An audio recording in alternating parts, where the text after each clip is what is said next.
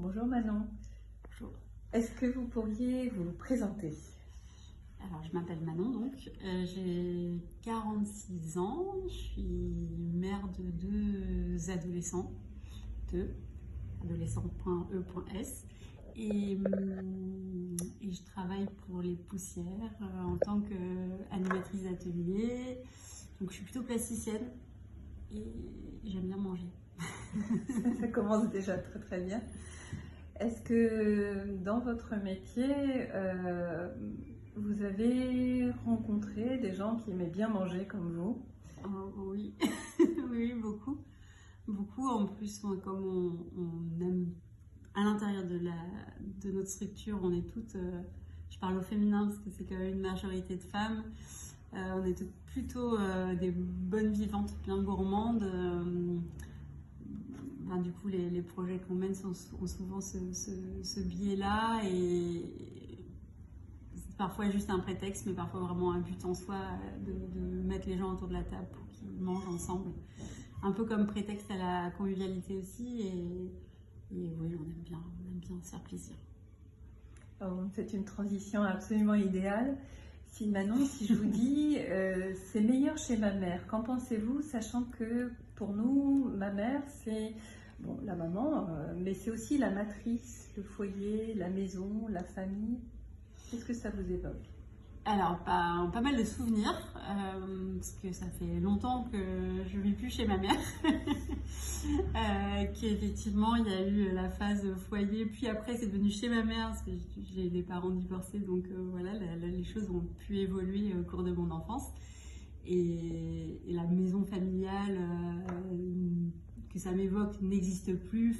Donc c'est plutôt des vieux souvenirs, mais des souvenirs bien vivaces quand même. Et donc moi je viens d'une famille où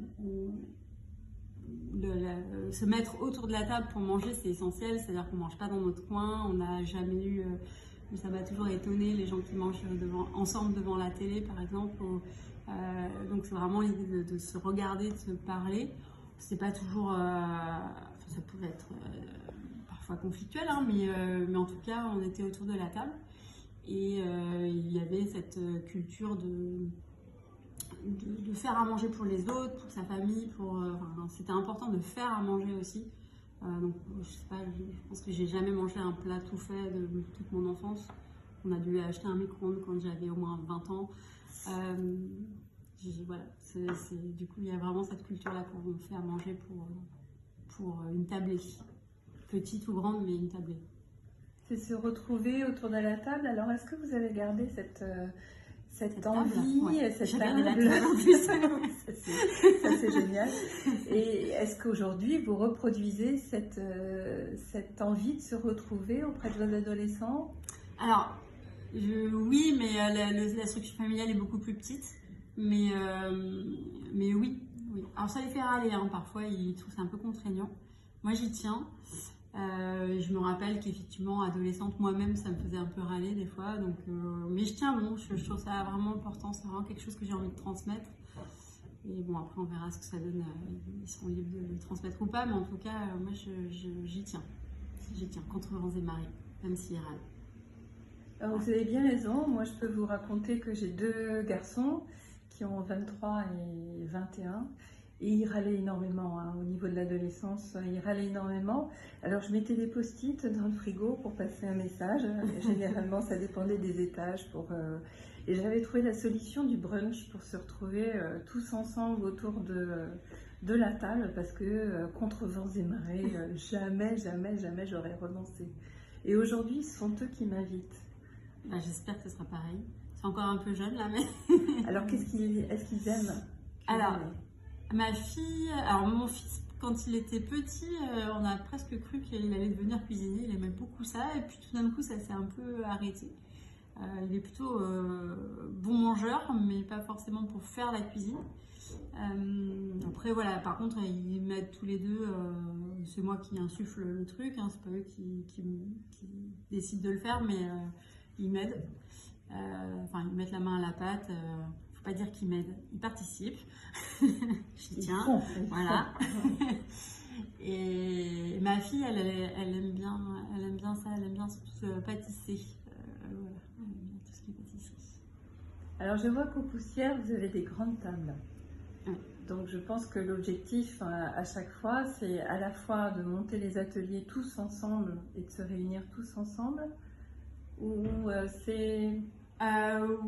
Oui, on a pas mal de projets vraiment dont le but est celui-là. Et après, de façon plus, on va dire, dans la façon de fonctionner, en fait, dès qu'on propose un événement, c'est quand même assez rare qu'on ne propose pas aussi de la nourriture. Et après, ça peut être des plus ou moins grandes tablées, mais c'est vrai que d'un point de vue pratico-pratique, on a quand même des grandes tables, donc les gens des fois aussi se retrouvent avec des gens qui ne connaissent pas et ça permet aussi de se rencontrer. Et ils échangent entre eux? Ils font, Oui, ils cuisinent alors aussi, pas de façon systématique. Le fait de cuisiner aussi avec parfois des bénévoles ou de faire des ateliers de cuisine vraiment exprès, ça effectivement ça crée des liens, parfois entre générations même. Est-ce que votre métier de plasticienne a influencé votre manière de cuisiner? Non, moi c'est toujours très moche ce que je fais.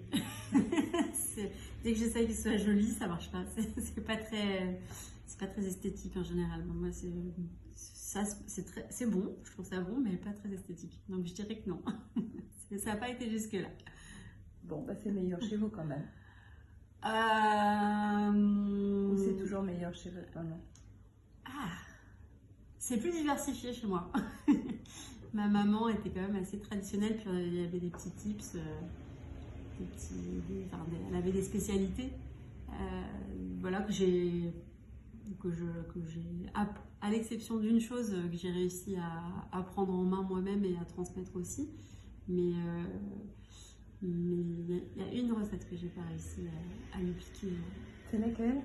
Elle faisait très bien la paella. Elle était d'origine espagnole et elle faisait une excellente paella. Donc j'ai récupéré le plat, j'ai récupéré le truc pour le gaz, là, le grand truc, là. Mais je suis en train de me demander où il est. Je crois que je l'ai donné aux Poussières. Mais en tout cas, j'ai pas réussi j'ai pas eu le temps de prendre la recette. Alors le prochain événement, le prochain projet aux Poussières, on va dire que ce sera une grande paella. Ah, je peux le proposer. Ouais, ça peut être sympa, ça. Hein. Ce sera pas moi qui donnerai la recette, mais on peut trouver. On va essayer. Est-ce qu'elle sera meilleure que celle de ma mère? Ça, je pense que non, mais on essaiera. C'est bon. Voilà, c'est mon ressenti. C'est votre histoire. Il y avait, en fait, son secret, je sais son secret quand même. Pas mettre beaucoup de riz. Il faut toujours qu'on ait l'impression qu'il n'y ait pas assez de riz. Comme ça veut dire que c'est riche, qu'il y a du goût, etc. Quand il y a trop de riz, c'est moins bon. Quand il y a assez de riz, c'est moins bon. Génial. Je sais juste ça. Bon, c'est pas assez pour faire une paella. Merci beaucoup pour toute cette richesse. Merci Manon. Mais de rien.